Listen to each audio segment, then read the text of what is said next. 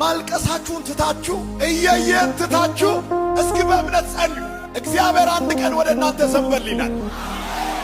የጠፉ ሰዎች፣ የካዱ ሰዎች፣ የሸሹ ሰዎች እንደገና ስጦታ ይዞ እየፈለጉ ይመጣሉ። ሩቅ አይደለም ይታየኛል። ይኸው እግራችሁ ስራ አለ። ያንኳኳ ነው። ኧረ አሜን አሜን አሜን። ከእግዚአብሔር ዘንድ ድምፅ ሰምቻለሁ። የአንዳንዶቻችሁ ምስጋና ደጃችሁን እያንኳኳ ነው።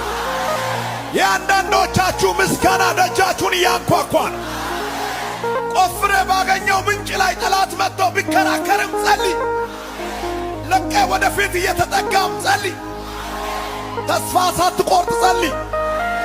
ከኔ ጋር ናችሁ? ዝም ብላችሁ ጸልዩ። ዝም ብላችሁ እስኪ ጸልዩ። ሩቅ ባልሆነ ጊዜ የሆነ ነገር ይፈጠራል። ቤታችሁ ውስጥ ይፈጠራል። ቢዝነሳችሁ ላይ ይፈጠራል። በአገልግሎት መንገዳችሁ ላይ ይፈጠራል። በራእያችሁ ላይ ይፈጠራል። በቤተሰቦቻችሁ መካከል ላይ ይፈጠራል። ዝም ብላችሁ ጸልዩ። ምልክት ሳይኖር ጸልዩ። የሚጨበጥ የሚዳሰስ ነገር በሌለበት ጸልዩ። ዛሬ ጸልየ ዛሬ ላይ ቀየር ይችላል፣ ነገ ይቀየራል። ዛሬ ያልተቀየረ ነገር ነገ ይቀየራል። ዛሬ ያልተፈወሰ ነገር ነገ ይፈወሳል። ዛሬ ያልሆነ ነገር ነገ ይሆናል።